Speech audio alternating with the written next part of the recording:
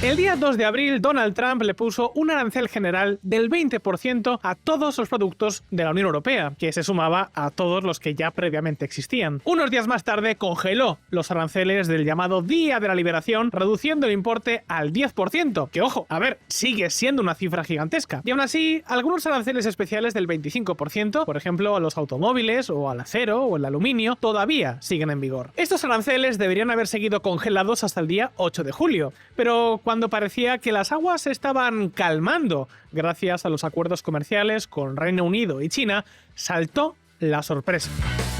Donald Trump no busca un acuerdo y amenaza a la Unión Europea con un arancel del 50%. Ya no hablamos ni del 10, ni del 20, ni del 25, sino del 50%.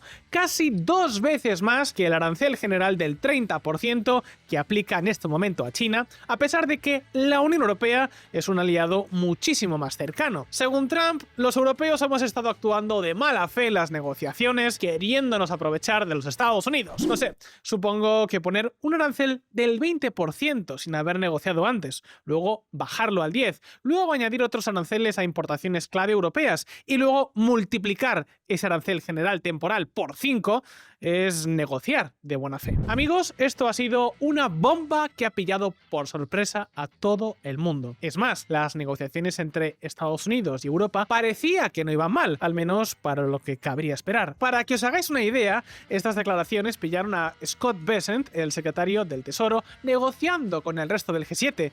Y estaba que no se lo creía. Lo primero que dijo es que, bueno, que esto sería un aliciente para que la Unión Europea se dé más prisa en las negociaciones, pero atentos a las palabras de Donald Trump. I'm not looking for a deal. I mean, we've set the deal, it's at 50%. But again, there is no tariff if they build their plant here. Now, if somebody comes in and wants to build a plant here, I can talk to them about a little bit of a delay. But, while they're building their plant, which is something I think that would be appropriate, maybe, we'll determine that.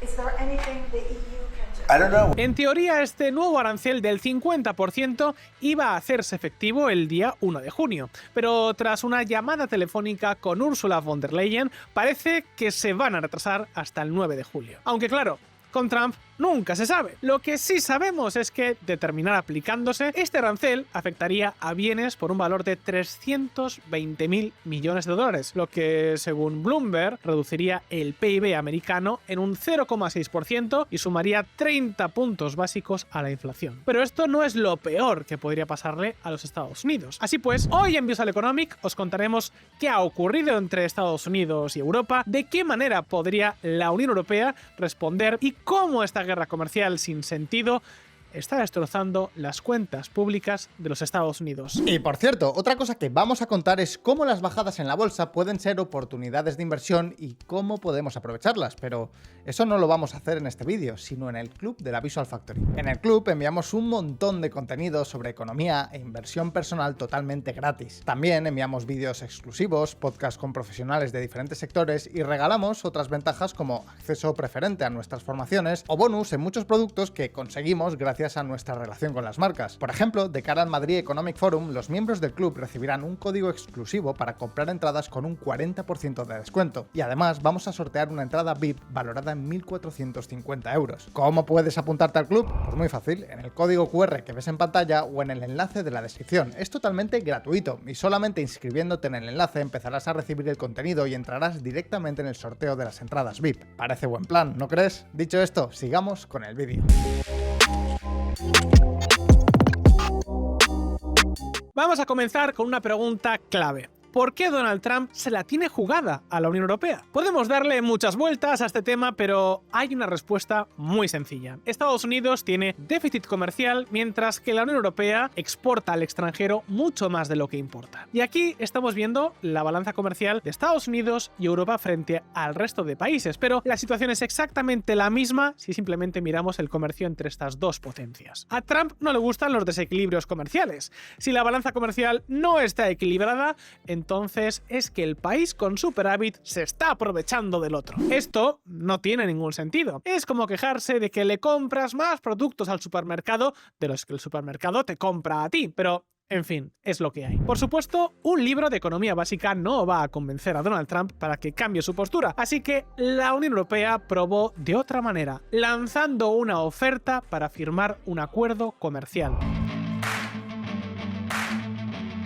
Los detalles no son públicos, pero la Unión Europea ofreció a los Estados Unidos bajar aranceles conjuntamente al sector industrial, cambiar la regulación para que los productos agrícolas puedan pasar más fácilmente las fronteras y trabajar en proyectos conjuntos para construir centros de datos y clústeres de tarjetas gráficas para entrenar inteligencias artificiales. La Unión Europea incluso estaba abierta a fomentar la inversión farmacéutica en los Estados Unidos para que el tío Sam dependa menos del comercio con Europa en este sector. Y ¿por qué estamos destacando este punto? Pues porque el sector farmacéutico explica prácticamente todo el nuevo déficit comercial entre estos dos bloques desde hace 15 años. Estados Unidos tiene farmacéuticas muy punteras, pero el viejo continente todavía tiene la sartén por el mango a la hora de fabricar medicamentos genéricos. Esta brecha tan solo ha crecido gracias a Ozempic, el medicamento milagroso para luchar contra la obesidad que es de origen danés. Y bueno, ¿cuál creéis que fue la respuesta de Donald Trump al escuchar esta oferta? Pues sí, exactamente lo que todos pensáis, rechazarla por completo. El motivo, que la Unión Europea proponía bajar los aranceles de manera conjunta, pero Estados Unidos, o mejor dicho Donald Trump, quería que solo la Unión Europea abriera su mercado de manera completamente unilateral. Queridos amigos, en los últimos meses se ha repetido mucho que Donald Trump es un ferviente defensor del libre comercio, que esta guerra comercial es tan solo una forma de forzar al resto de países a romper barreras comerciales, una negociación. Pero, ¿qué queréis que os diga? A estas alturas está claro que a Trump solo le importa una cosa: reducir el déficit comercial de los Estados Unidos. Y si no es por las buenas, pues será por las malas. Sin embargo, no todo va a ser tan fácil para la administración Trump. La Unión Europea había pausado unos aranceles sobre 23.000 millones de dólares en respuesta a la guerra comercial, pero ahora está barajando un nuevo paquete de aranceles sobre bienes por valor de 90.000 millones, un cuarto de todo el superávit comercial que tiene con los Estados Unidos. Pero lo cierto es que los aranceles recíprocos no harían demasiado daño al tío Sam, básicamente porque Estados Unidos importa mucho más de lo que exporta. Para que os hagáis una idea, antes os hemos dicho que este nuevo episodio de la guerra comercial puede reducir el PIB de los Estados Unidos en un 0,6%, pero esta cifra podría subir al 1,7% para Alemania, casi 3 veces más. No obstante, Europa todavía tiene unos cuantos ases escondidos sobre la manga. Hasta ahora hemos hablado de aranceles sobre productos, pero Estados Unidos es un gran exportador de servicios y un arancel a este sector podría ser un golpe letal. Y la cosa no acaba aquí. Stéphane Séjourné, vicepresidente de Mercado Interior de la Comisión Europea, quiere introducir cláusulas de compra europea para los sectores sensibles. Tal y como lo oís, hablamos de algo muy parecido a lo que ya hacen muchos países con Huawei y China, que tiene prohibido participar en algunos proyectos como la expansión de las redes de telefonía 5G. La diferencia, claro, es que las empresas chinas están vetadas porque existe un riesgo claro de sabotaje o como mínimo de espionaje. Pero en este caso hablaríamos de expulsar a las empresas americanas simplemente como acción de respuesta para hacer daño a los Estados Unidos. Y amigos, la cosa no acaba aquí. El pasado 23 de abril, la Comisión Europea multó a Apple por 500 millones de euros. El motivo: romper la cláusula antimonopolio de la Ley de Mercados Digitales. Y lo mismo ocurrió con Meta, aunque la empresa de Mark Zuckerberg tan solo se llevó una multa de 200 millones. Esto no es nada nuevo. Hay pocas cosas que los tribunales europeos disfruten más que poner multas a las tecnológicas americanas. Por supuesto, esto no tiene ningún sentido. Estas empresas no han hecho nada ilegal. Su único delito es que el sector tecnológico europeo está más dormido que los telespectadores del Tour de Francia. Sin embargo, esto no quita que Europa no pueda utilizar estas leyes como amenaza hacia los Estados Unidos. O retiras los aranceles o desangramos a tus empresas a base de multas. La Unión Europea podría aumentar las multas en el futuro una vez que la Ley de Mercados Digitales digitales esté más consolidada. El proyecto de ley hermano de la DMA, la Ley de Servicios Digitales, cuyo objetivo es prevenir el contenido dañino y la desinformación, es otra posible arma. Ya se ha utilizado para perseguir a X, la red social de Elon Musk. Pero esperad un momento. Lo cierto es que existe otra medida que podría ser incluso más dolorosa para los Estados Unidos. El tío Sam compra muchas más cosas de las que vende el extranjero, pero hay una gran excepción: los activos financieros.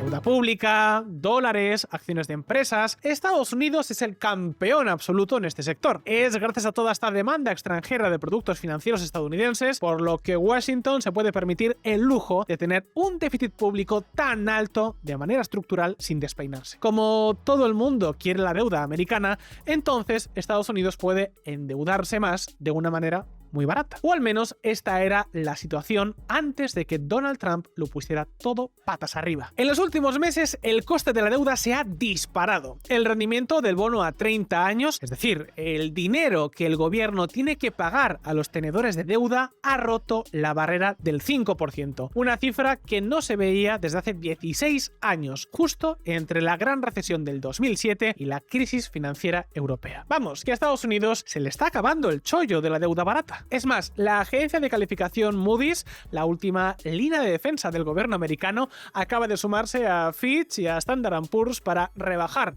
la calificación de Estados Unidos. ¿El motivo? Seguro que os lo podéis imaginar. El mercado ya no ve al dólar como un activo refugio. Esto es algo que también podemos ver en la corrección con la bolsa. Hasta hace unos años, lo normal es que cuando la bolsa caía, el dólar se disparaba porque los inversores lo utilizaban como refugio. No obstante, ahora los dos están en caída libre. Aunque bueno, según Scott Bessent, el secretario del Tesoro, esto no es del todo cierto.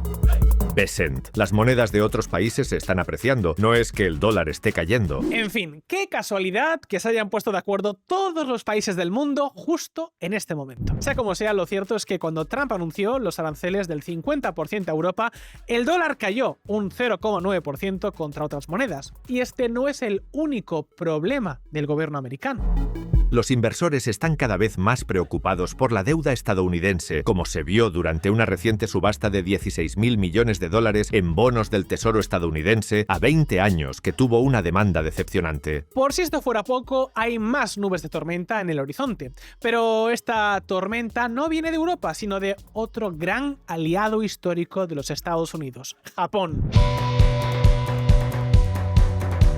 Veréis, hace unos días el primer ministro Shigeru Ishiba pronunció unas declaraciones desafortunadas. Dijo que la situación fiscal de Japón era peor que la de Grecia. El resultado de esas palabras se materializó en el peor día para los bonos japoneses en décadas. Y esto viene después de que una pequeñísima subida en el tipo de interés que marca el Banco de Japón haya provocado un terremoto financiero en el país. Sí, ya sé lo que muchos estaréis pensando.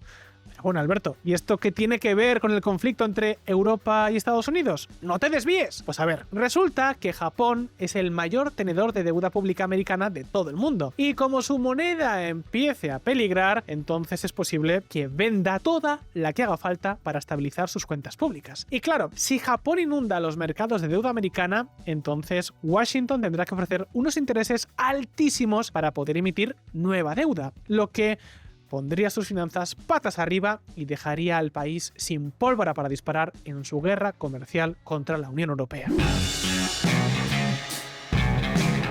Amigos, todos lo sabéis, la reputación es algo que se tarda décadas en construir, pero que puedes perder en un solo día. Y es que, pensadlo bien, aunque Trump eliminara de golpe todos estos aranceles, ¿qué le impide volver a la carga una semana más tarde? Sumad esto a la retroalimentación que existe entre la pérdida de confianza del dólar, el exceso de deuda pública y los problemas estructurales de los Estados Unidos, y ya tenemos un cóctel explosivo. Me explico, para el año 2035, que no queda tanto, la agencia de calificación Moody's estima que el gobierno federal americano dedicará el 30% de su presupuesto a pagar intereses de la deuda, frente al 9% del año 2021. Es una auténtica locura, pero claro, la guerra comercial disminuye el apetito del mercado por los bonos americanos, por lo que estos suben de precio. Así, Estados Unidos tiene que pagar más por su deuda, dejando menos hueco para otras partidas. Pero como Trump no quiere gastar menos, entonces dispara el déficit. Más déficit implica más deuda pública y por lo tanto más intereses. Y más intereses dejan menos espacio para gastar en otras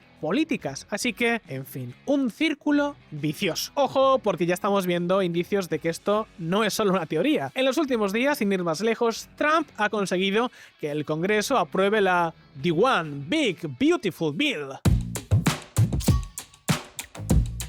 Hablamos de una bajada de impuestos que no viene de la mano de otra bajada del gasto público, por lo que la Tax Foundation estima que podría añadir 3,3 billones hispanos de deuda en los próximos 10 años. Todo esto a cambio de un crecimiento económico a corto plazo muy pequeño e incluso negativo en algunos aspectos clave como la acumulación de capital. Y esto no es lo peor, esta ley tiene varias cláusulas que caducan en el año 2028, pero si el Congreso la renueva, entonces el déficit podría saltar de los 3,3 a los 5,2 billones de deuda. La pregunta es, ¿renovarán estos incentivos? Pues teniendo en cuenta que 2028 es año electoral, ¿qué os puedo decir? Dependerá, por supuesto, de la composición del Congreso, pero es poco probable que los republicanos decidan subir los impuestos a programas como Medicare justo en ese momento. En resumen, Estados Unidos ha lanzado una nueva ofensiva contra uno de sus principales aliados. Los aranceles del 50% a la Unión Europea no solo van a dañar la economía americana directamente, sino que deterioran aún más la confianza del resto del mundo en la primera potencia global. El mensaje